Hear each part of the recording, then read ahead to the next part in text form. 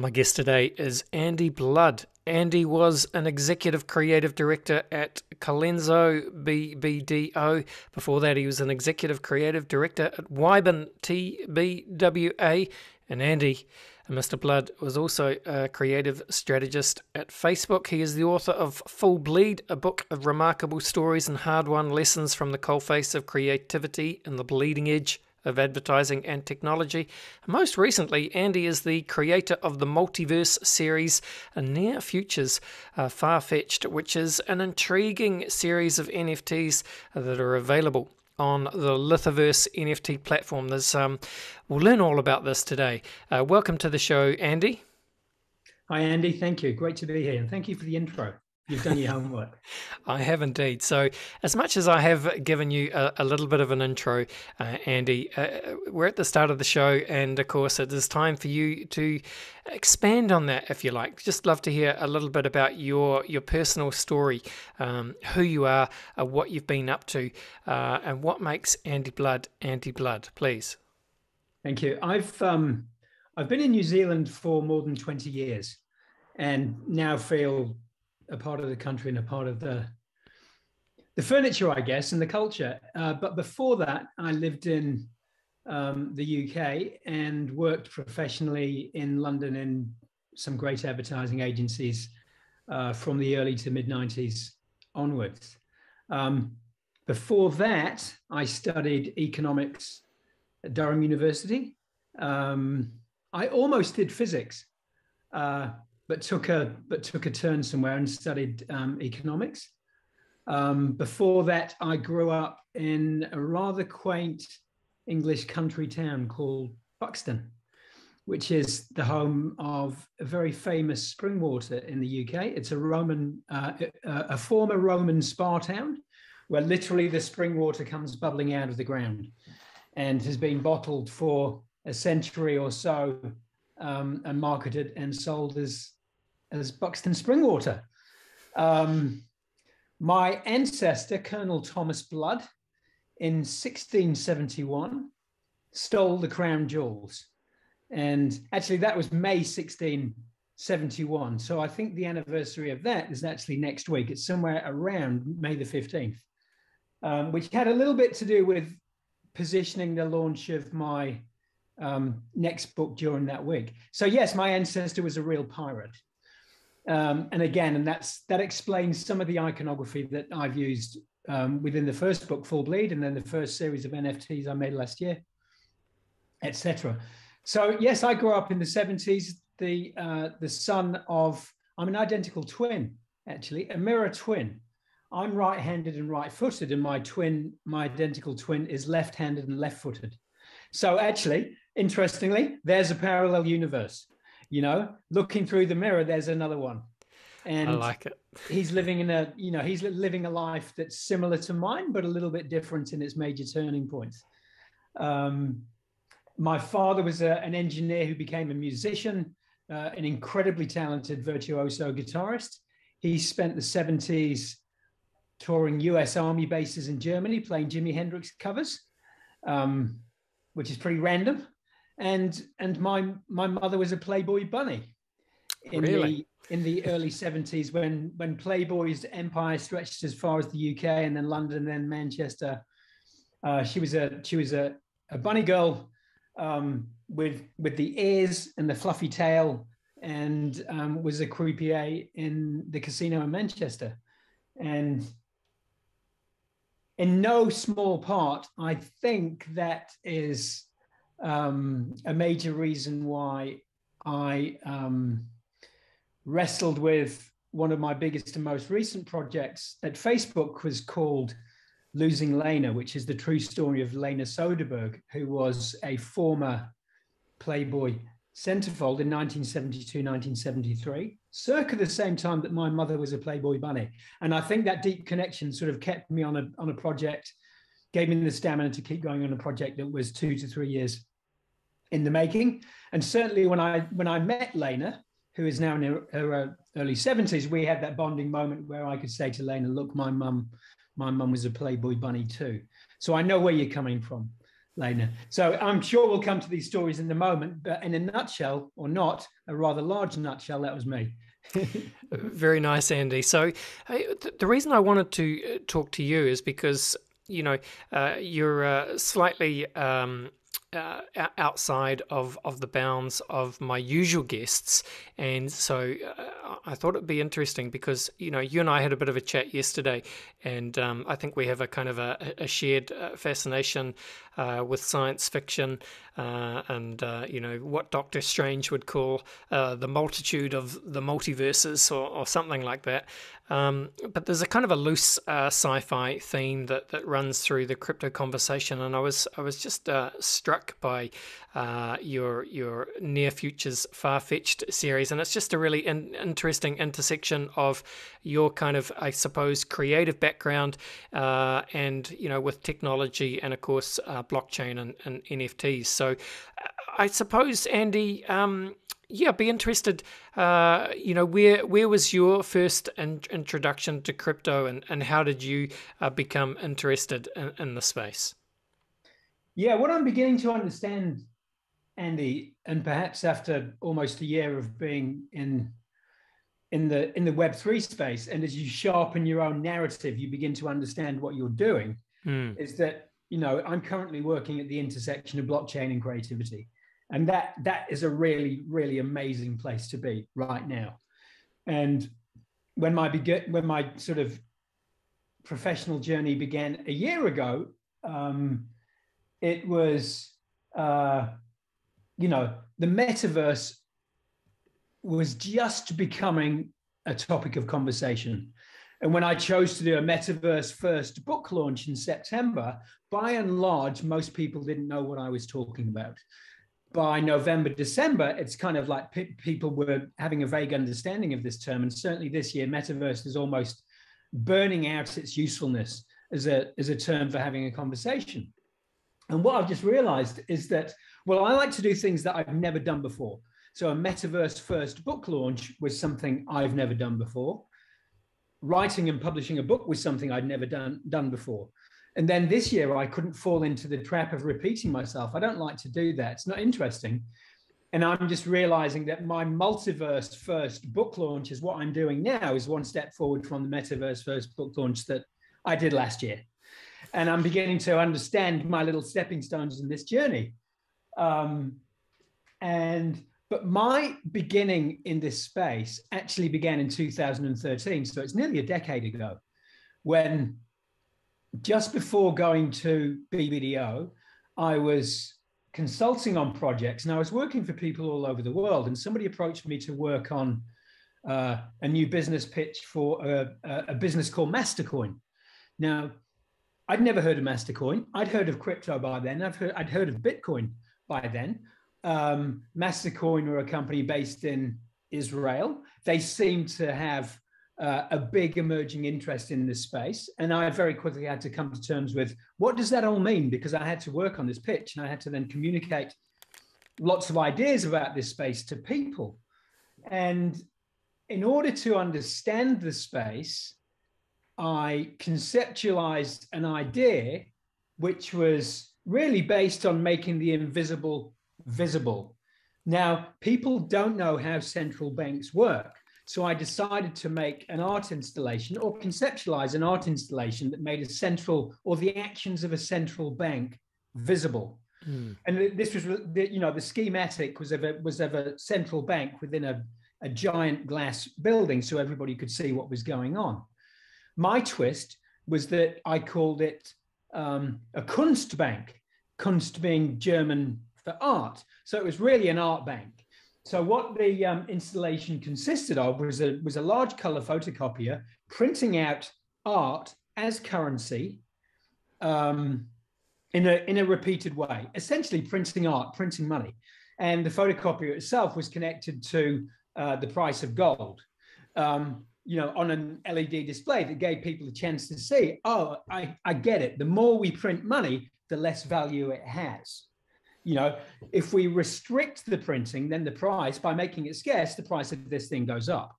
And then the extra step was, actually any artistic image we see fit to print can go onto that currency.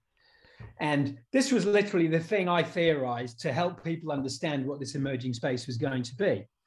Now, it didn't eventuate, and I didn't really think about that for too much longer until last year. Damien Hirst, the famous British artist, decided to come to market with an idea that he'd had 3 years in the making called currency, where he would literally explore the similar idea, which is, you know, can art on paper be made into a digital cryptocurrency, etc. And for me, that was almost, wow, he's taken what I considered doing to its logical conclusion. And the world of NFTs suddenly had made all these things possible. So what I'd thought about 9 years ago was now coming true. So that, yes, was my kind of early inroad.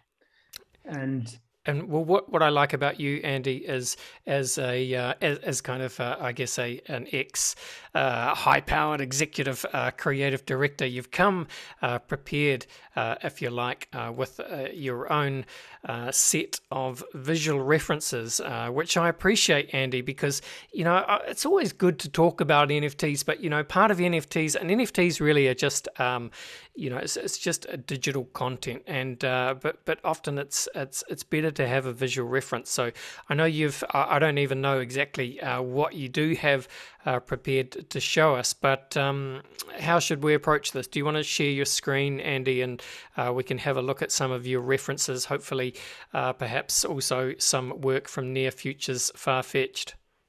Yeah, thank you, Andy. Yes, I did put a few sort of key visuals together because you're right. When something is intangible, it needs to be made tangible. And if it's invisible, it needs to be made visible. And I think sharing also, you know, a little insight into the creative process can be a really interesting thing for other people to have a little bit of an insider's view at. So behind the scenes with the Bloodstar, we can see it. Yeah, here we go. Behind the scenes with the Bloodstar, lots of messy cables and wires, and essentially the plumbing of the internet and the metaverse and all sorts of crazy ideas. And actually, this is a nice way to recap. So Lena Soderbergh, top left, and that image is from she was Miss November 1972 in Playboy. And that image was used by scientists in 1973 at the University of Southern California to make the first ever test image, a test digital image that would become the forerunner of the JPEG. Wow. Now, this kind of thing happened without Lena's knowledge, and she was blissfully unaware, perhaps, of this event for another 2 to 3 decades. And she did, in fact, become one of the first ever digital test images. And while I was working at Facebook, we were, you know, the topic of bias of all kinds in the digital domain, digital world and digital products was, you know, a very prescient topic. And when we came to be aware of Lena Soderbergh's story, we actually thought, wow, this is a big story that manages to connect tech with people in a really, really approachable way, in a really interesting way as well. So we set about making a documentary about Lena Soderbergh's life. And this was 2 to 3 years in the making, because first we had to find Lena Soderbergh, and fortunately she was alive and well near Stockholm. And you can see Lena bottom left holding a framed image of herself in 1972. And we made a documentary about her life, this experience, and how she came to be aware of this phenomena that she'd become in computer science. And we interviewed lots of super talented women working in tech in San Francisco and the Valley in California, etc., who all knew about Lena's story. It was a common, you know, this was a common theme, knowing her story throughout all their sort of early years of learning computer science and things like that. So we got the chance to turn Lena's story into a kind of cautionary tale about encoding biases into the products and services we make, and how, you know, diversity must be an imperative in everything we do. Now, that you can find Losing Lena online. You can watch the documentary. It's half an hour long. It's been inducted into the Australian Film Archive. It was directed by Kyra Bartley. It's a great story. I tell the story in my first book last year, Full Bleed. And the reason why the final chapter of the book, a coda, is called Then Playboy Found Us, is because in May last year, Playboy reached out to us and went, hey, we've seen your documentary. Now, for 2 or 3 years, we tried to get Playboy's permission to use the images in the documentary, and we didn't succeed. And we were a little bit worried that the conversation could go either way. In fact, Playboy wanted to talk to Lena because they'd had this idea, a really, really good one, in that the only Playboy cover she ever did was going to market as an NFT. And you'll see that cover on the right-hand side. It's called One Satoshi.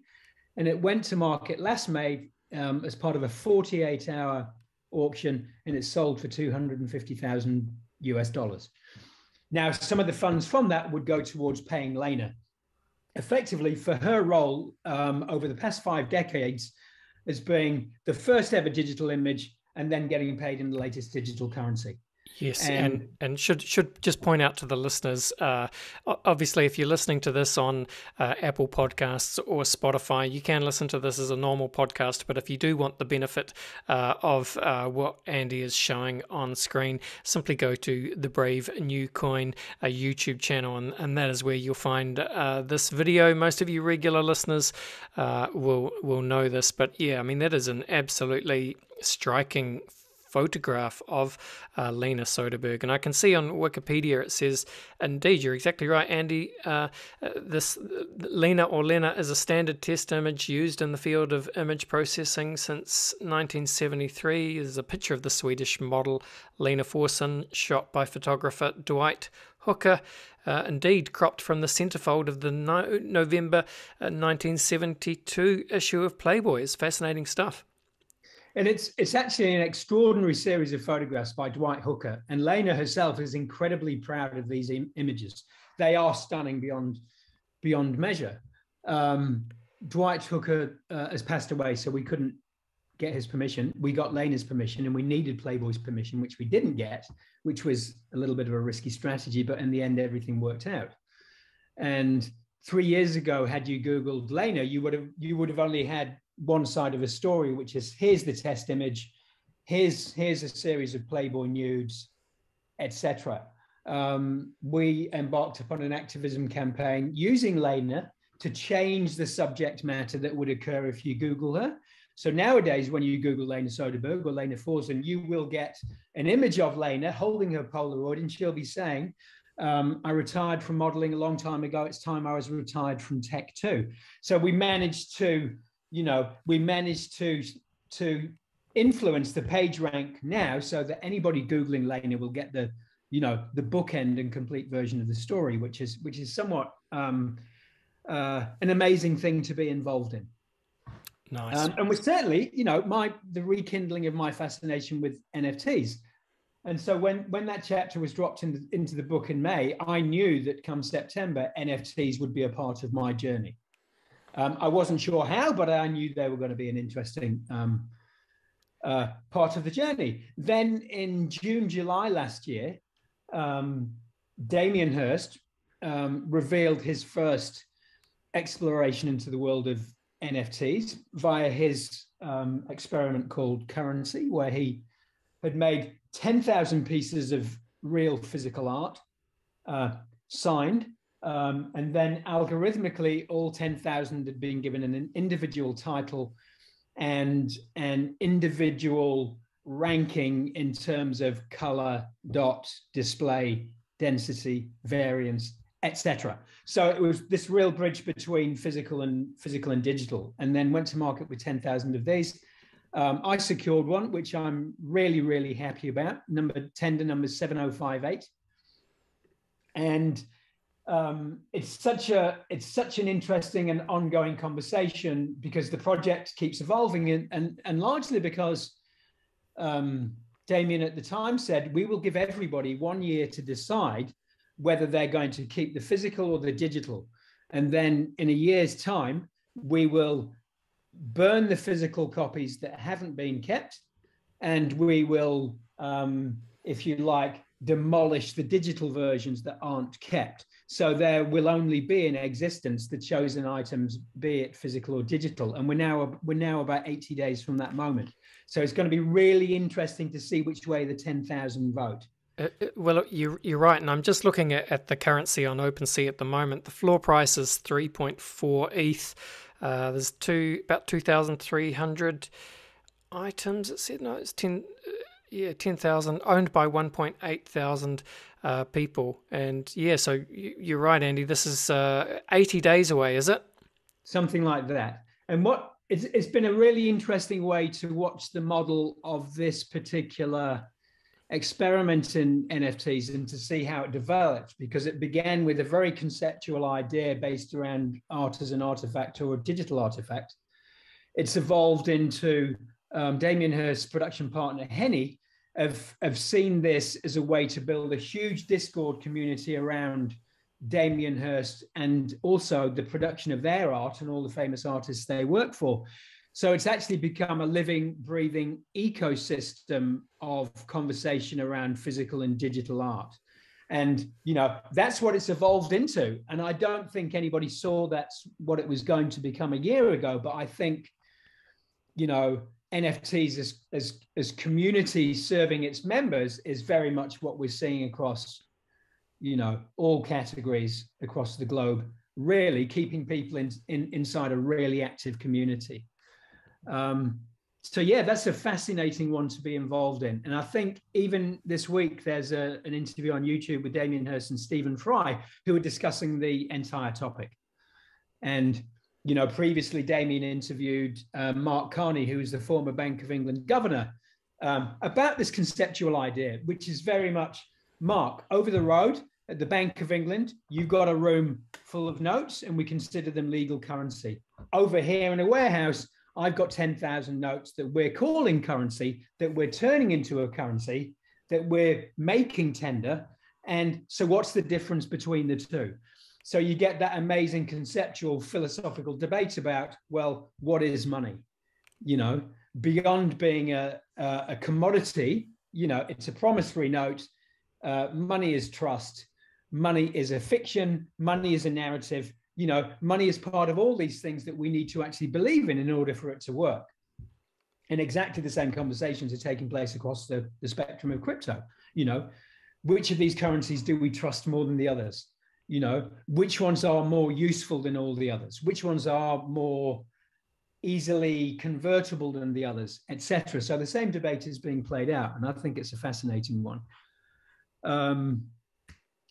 Moving forward, so yes, last year I decided to do a world first book as NFT project. So when I published my book in September, its first incarnation was wholly digital. It was the metaverse first book launch, and you could only get it via NFTs on the Lithoverse platform. You know, this was deliberately timed a month or two before you could get it in stores or on Amazon. So actually it was all sight unseen. So it was all very conceptual.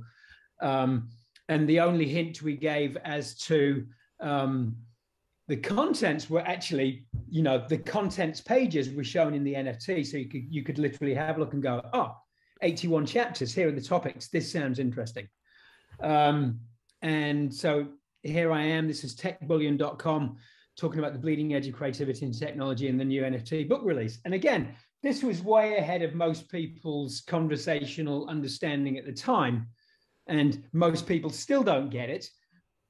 But it was a super interesting thing to do. And I believe in the black swan of creativity, which is what is the most unforeseen event that you can bring to the table? And this was certainly one of those.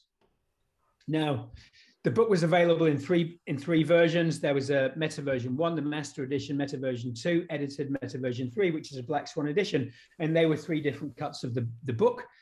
And they would have come with, if you bought one, you would have got global publishing rights.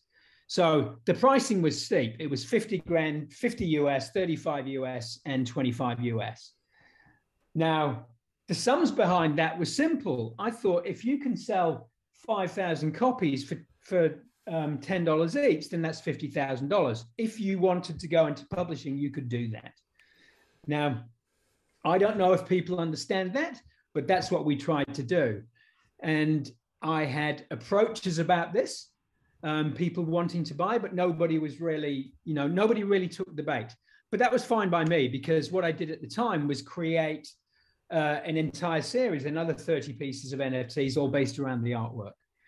So the key pieces being the skull with the quill being dipped into the inky black eye socket, the tentacle holding the quill, really because cephalopods have their own ink. And then the black swan visualized as a hunted black swan. These are themes that are mined in the book. So they were sold as mini collections, and where possible, each of those had a little bit of a variation built in.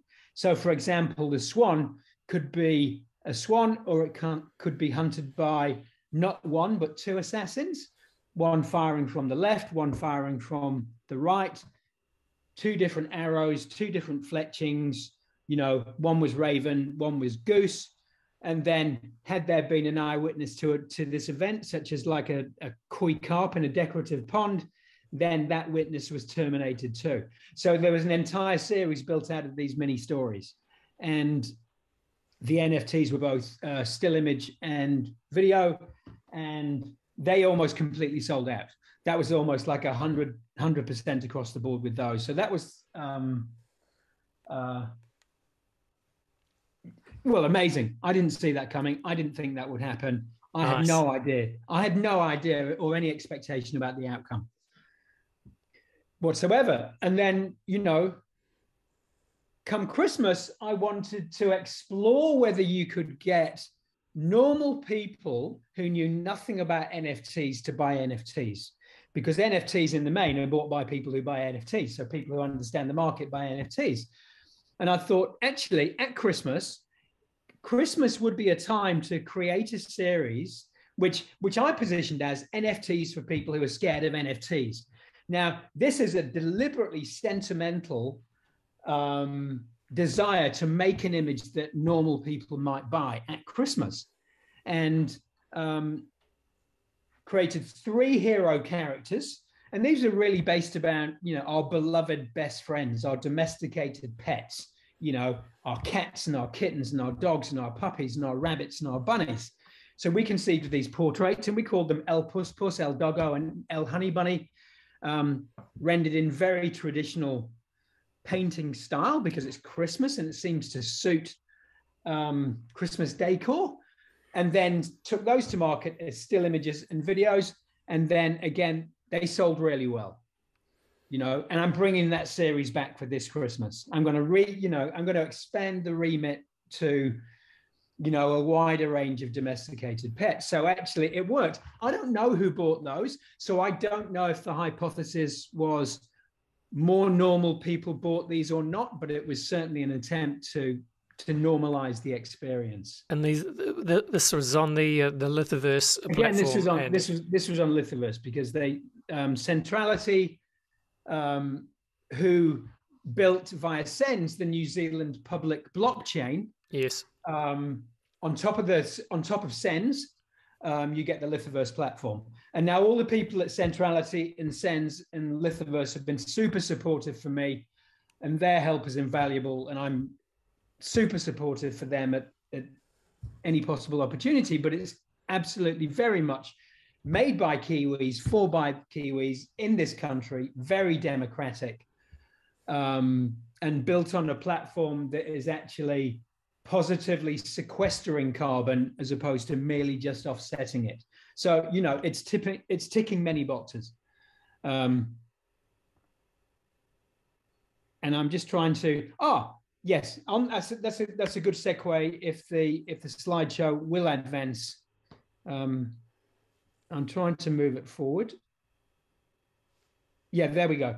The next thing I got involved in with CENNZnet, we're doing a grant submission program to broaden out the scope and number of people that might be building apps or building NFTs to go on their platform. And I submitted a proposal to build a good NFT. It doesn't take long to figure out, for many people's number one concern with this entire space is that the conception or the preconception is these things are really bad for the world, and that statement's not, you can interrogate that statement and you can take all the wind, suck all the wind out of it, but you can do something about it too. And so I'm currently with some super talented people down here in New Zealand with Carbon Click, with CENNZnet and Centrality, building a good NFT product that anybody can take advantage of. So I'd expect to hear more about that.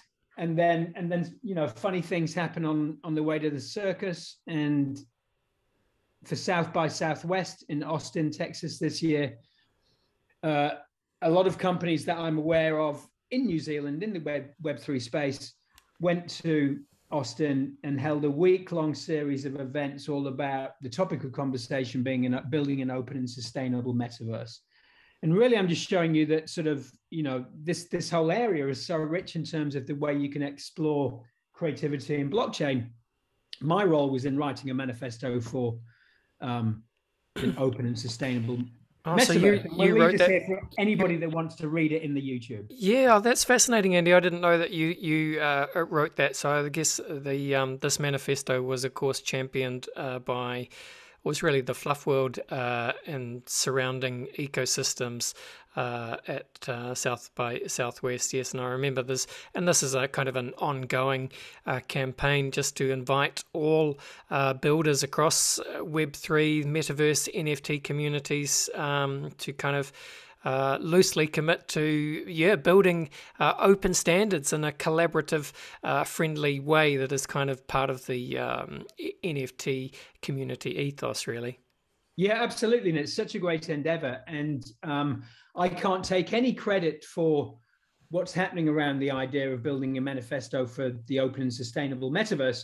However, I did supply this as a conversation starter that went to South by Southwest so people would have somewhere to begin.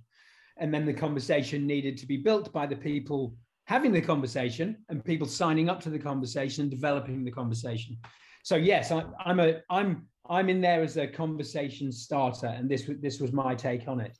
And it's a living thing, and anybody can sign up to it via Fluff World or via any of those connected ecosystems, whether it's Party Bear, whether it's Seekers, alt state machines, etc. It's an ongoing conversation, which is a fascinating thing to for everybody to join, to feel free to join in and have a stake.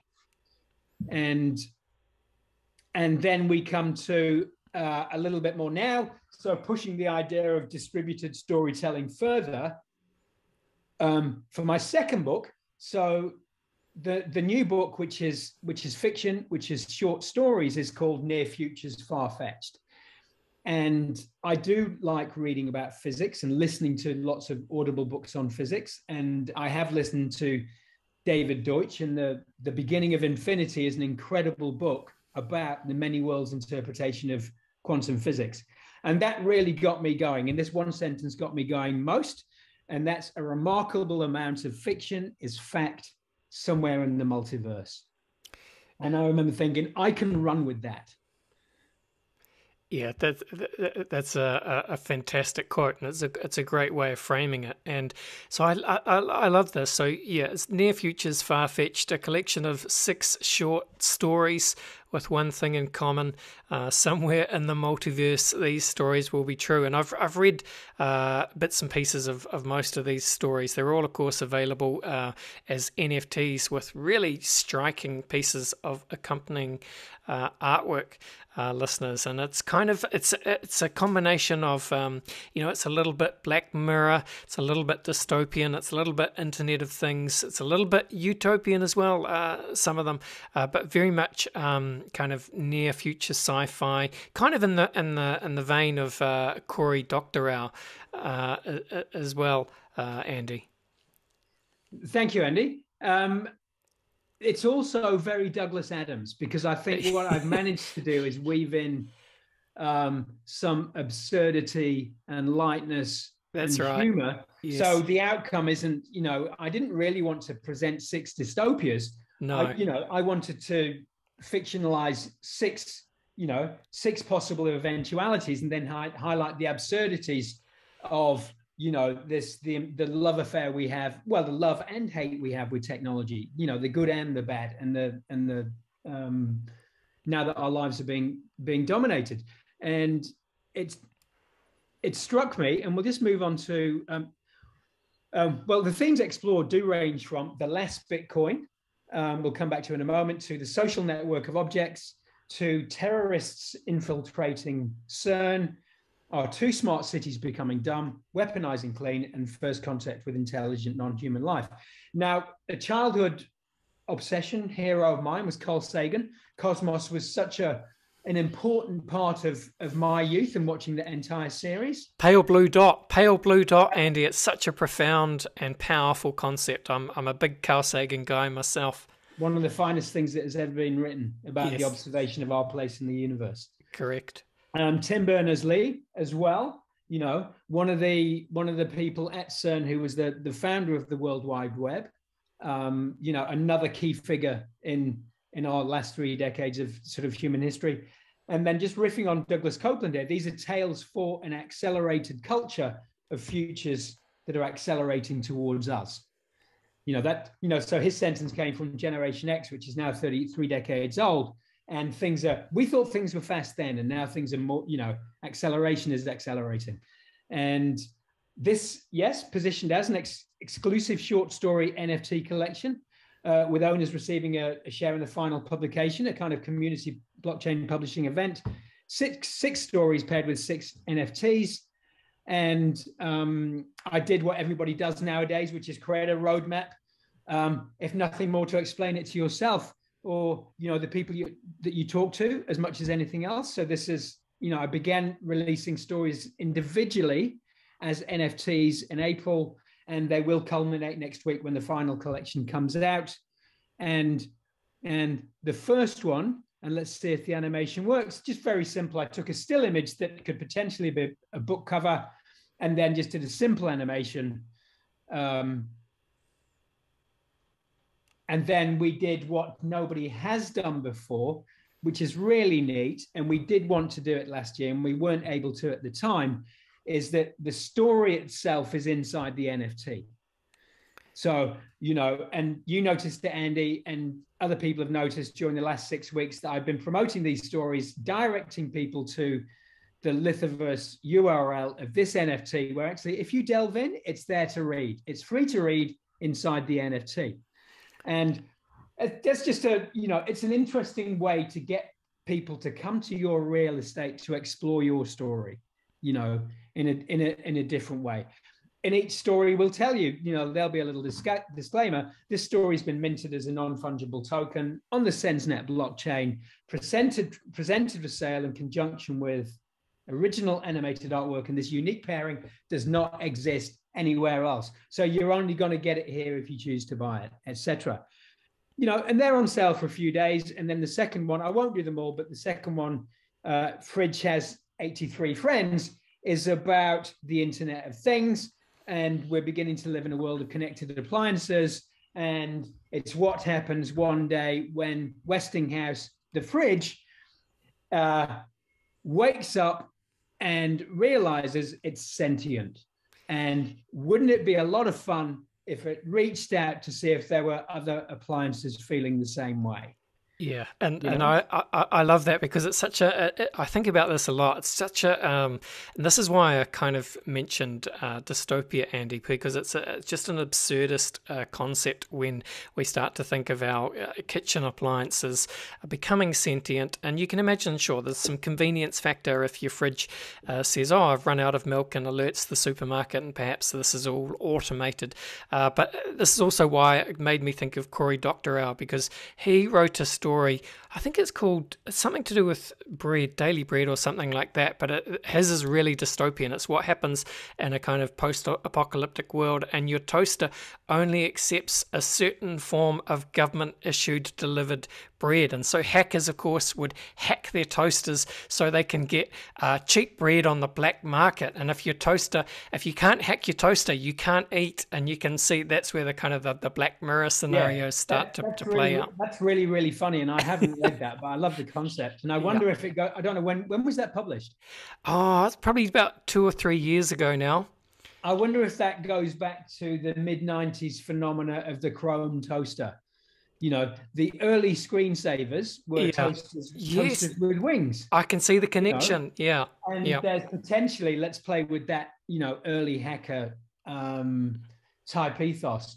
But I'm turning these into Audible stories as well, and they're going to come out on TikTok as less than 10-minute Audible stories. Nice. And listening to them, they pass muster as being funny and light. Do you know what I mean? You don't come out at the end of the story feeling like you want to, it's all coming to an end, even though, this doesn't have a happy ending for mankind, but it's still really funny, and it's just great to play with things. And the rest of the collection just get more absurd and actually increasingly ridiculous.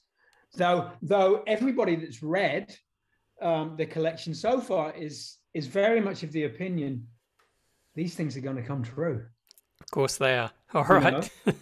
And again, I'm going to whistle through these because they're all, repeating the conversation we've just had, really. And then the final, I've begun to pick up jobs as a script writer for the metaverse because, again, I'm working in this space as a creative at the intersection of creativity and the blockchain, which is fascinating, working for metaverse and NFT brands. That's not something I could ever predict I would ever be doing 6 months ago. And that is amazing. And then this is my next one after the book, and this is for Stanley Kubrick's birthday. So I think it's July the 26th. And with a very talented friend called Nick Neame, we've made a 2-minute film. So I've got to find a different platform to market this as an NFT because it's a big file. Most platforms have small file limitations. So we made a cinematic NFT for Stanley Kubrick's birthday. And this is actually where I ripped my own image from to become the cover of the book, is because I've actually, we made a spaceship. And very Kubrickian, we made it in the real world first as a model before we were able to digitally reproduce it and then digitally bring it to life. And we made a spaceship, and it's a very unusual tale about, the thought experiment is, what does the bubble in a spirit level do in a spaceship? How does it react? And it's literally, it's that hypothesis brought to life in a very Stanley Kubrickian way. So it's called a homage to Stanley. Everything is in balance until it isn't. And that will be coming out after the book in time for his birthday. So that will be doing something different, potentially on a bigger platform. I've been invited onto Coinbase as a beta artist on their NFT, with their NFT product. So we'll see what happens. All right. And that is currently available on Vimeo to have a look at. Excellent. Andy, that's the. All right. Well, thank you, Andy, for showing us through some of your work. Absolutely fascinating to see, and it's fun to do this in a slightly different format, listeners. So I hope you have been watching along on YouTube, and I hope you enjoyed that presentation. The good news, team, is Andy has generously decided to give away an NFT from the Near Future's Far-Fetched Multiverse series. And the cool thing is, listeners, whoever wins this NFT, they can take their pick from that wonderful selection, which of course can be seen on the Lithiverse marketplace. The way we're going to do this, listeners, is I hope you've got a Twitter account. Chances are, if you're deep into NFTs or crypto and listening deep into the show, you probably do have a Twitter account, because you'll need one. The way to enter, listeners, is simply follow both Andys. Follow Andy Blood and Andy Pickering. That's me, Andy and Andy, the two Andys. Can you follow the Andys? Here are the Twitter handles, people. You can follow Andy Blood. His handle is at the Bloodster.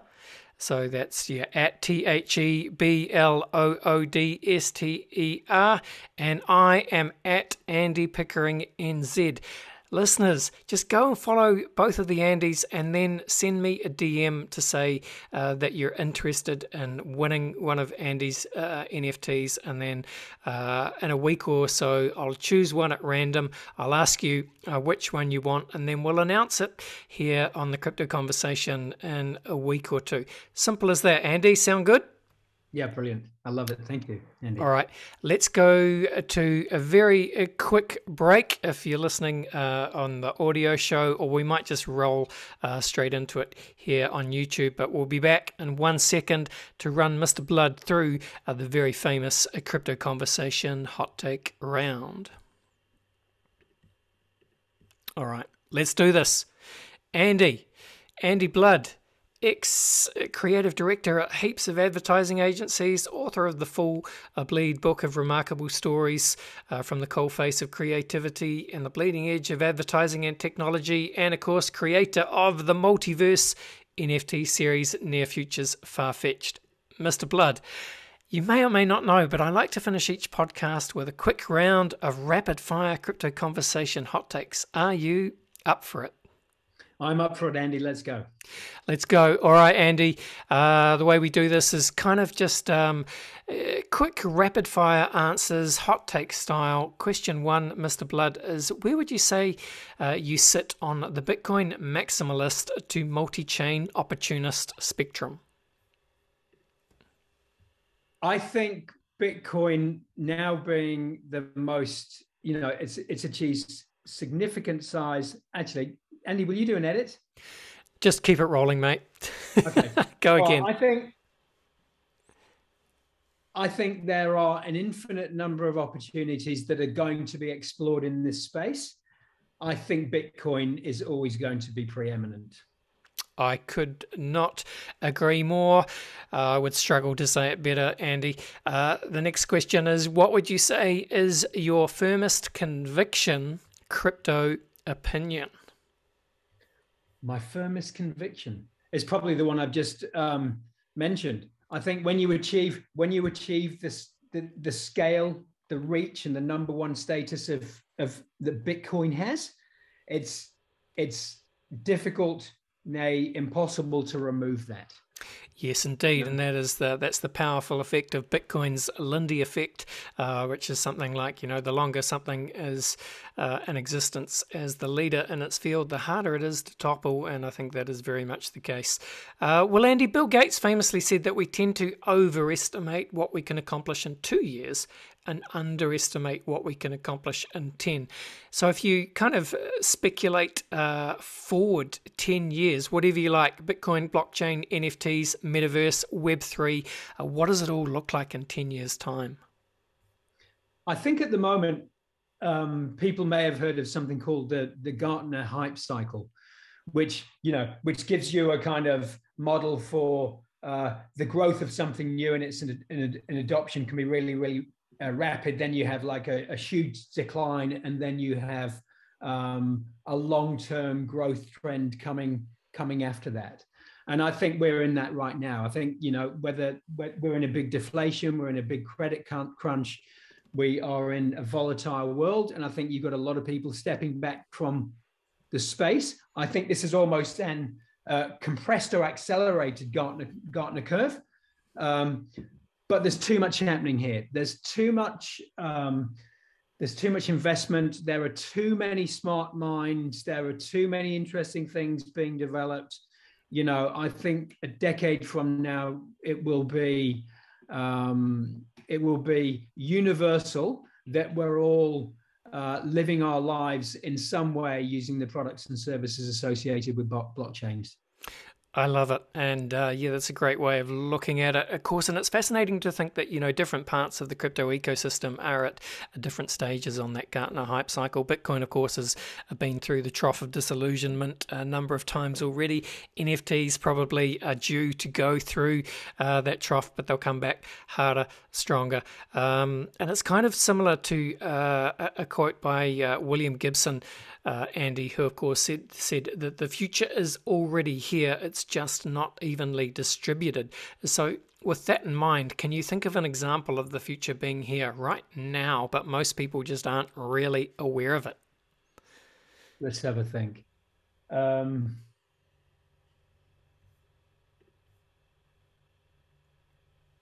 Yeah, no, I can't. Andy, I find it very hard to give you an answer to that. But as someone who's just written 6 short stories on that kind of topic, and I've actually just written another 6 short stories on that type of topic, 12 in total, 12 predictions for, our behavior, our existence, and how it's intertwined with technology, what's already here that's going to, well, I don't, what we're not talking about a lot is the opposite, what won't be here. Actually, and will we move to a post-device world? So for 15 years, the iPhone or the smartphone in our pocket has been our defining engagement with the internet. What's going to happen when we don't carry that? And we have an all-consuming relationship with the internet, and it's not via a smartphone. So totally. It's the absence of. Yep, I love it. All right. We're close, Andy. It's time to zoom out for a second. Time to get weird. What do you think is the long-term future for the human race? Do you see dystopia or utopia? Well, Nicole Perlroth published an amazing book last year. She was a Washington Post journalist who spent over a decade researching cyber espionage and cyber warfare. Is that increasingly we are more likely to cause our demise entirely by accident than by design. And I think there's a lot to be said for that. I think that we will, we've had a good track record of postponing the events so far that will, shuffle us off this planet. It's whether things are becoming so complex that an accidental event might trigger that as opposed to a purposeful one. And I think I can see that happening. I agree. All right, I love it. Finally, Andy, what is your favorite science fiction book, film, TV show, or universe? When we had a chat yesterday, I was discussing Neil Stephenson and how, having read nearly all his books, I think he's an amazing author, and I love his work. So he would be most influential. But then what I realized is that over the last 2 years, I've actually come to devour the work of Cixin Liu, the Chinese science fiction author who wrote The Three-Body Problem, The Dark Forest, and that trilogy, which I would probably say would put him actually in the #1 status. And then out of nowhere, reading Michel Faber or Michael Faber, I'm not sure how to pronounce his name, who wrote Under the Skin, and then other novels, is such an amazing and original voice that I think those 3 guys would be circling around, and perhaps interchangeable in the #1 position. Fantastic. Great. Yeah, a few people have gone for the 3-body problem over my time here at the Crypto Conversation, and I always say, I must read that book. I still haven't read it, but yeah. It's amazing. The trilogy is amazing, but also Michel Faber. I think it's not Under the Skin is brilliant. However, I think it's the book of Great New Things is incredible. The Book of Brand New Things, or the Book of Great New Things. You'll find the correct title, but that's astonishing. It really is. Awesome. As for film, you want to do? You only need to choose. You only need to choose one. But please, what's your film? Go film. All-time favorite would be H.G. Wells' The Time Machine. Yes, I And love it. the version I love is the one that came out in the 60s. And it's just an incredible story, beautifully and simply told, that didn't need a big production budget to tell it. It's just really well conceived. And I watched that. I was thinking about watching it again. I watched it last year. I watched it many times. I watched it as a kid. Stayed with me ever since. And I've never watched the remakes of it because I think they would be, they dent the image in my own head of that story. Let's do TV show as well then, Andy. Let's put you on the spot. Have you got one ready to roll, or what do you think of? You mean all-time favorite within the sci-fi genre? Yeah, well, just something you enjoy, or something that stuck with you, or something you think of. What do you think of? Black Mirror's, undoubtedly the most influential. Yes. Now, do I enjoy it as much as other things? I'm not sure, because sometimes. I always feel quite unnerved. Yes. So I don't go to Black Mirror for entertainment. No. But it certainly went to Black Mirror to have your eyes opened. Yeah. And they are brilliantly conceived, well written, and well made. But I don't come away from them feeling great. Yeah, I'm with you. So maybe actually, actually, The Hitchhiker's Guide to the Galaxy, yes, was episodic and a series and a radio play and a TV show. It covers all bases. Love it. So I would actually have to put that up there because it's just an all-time greatest piece. Shout out Douglas Adams. Thank you, Andy. Yeah. This has been a lot of fun. Really enjoyed delving into the creative side of your sci-fi multiverse brain today. Nothing else to say really, except hand the metaphorical microphone back to your good self. Please tell the listeners where they can go to see where you hang out on Twitter, and also where they should go to find out more about your book and your NFT series on Lithiverse and so on. Andy, thank you. I've really enjoyed this conversation. I really have enjoyed it. And I hope other people get to explore and see something, behind the scenes about, the thinking or the execution of what goes into some of these things that we can make on the blockchain now.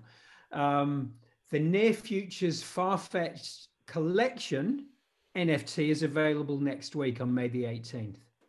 The individual stories have been released until now, but the collection next week. The Amazon version of the book launches on May the 18th. And yes, that would be it. Follow me on Twitter @TheBloodster. Follow me on Instagram @BloodyNFTs. And I look forward to sharing ideas and having, more great conversations. Awesome. Thanks very much, Andy. All the best, and bye for now. Thanks, Andy. All right. There you go. That was the wonderful Andy Blood. Fascinating. Something a bit different for today's show. I hope you did enjoy that. Don't forget, listeners, if you want to win one of those NFTs, simply follow both Andy and myself on Twitter. That's Andy is the Bloodster, @TheBloodster, and I am @AndyPickeringNZ. Follow Brave New Coin as well if you like, @Brave New Coin, and then just flick me a DM and say you're interested in perhaps winning one of those NFTs. All right. Well, that is today's show. Thank you very much to Andy, and thank you for listening here at the end of the show. All right, thanks, listeners. This was the Crypto Conversation for Brave New Coin. See ya.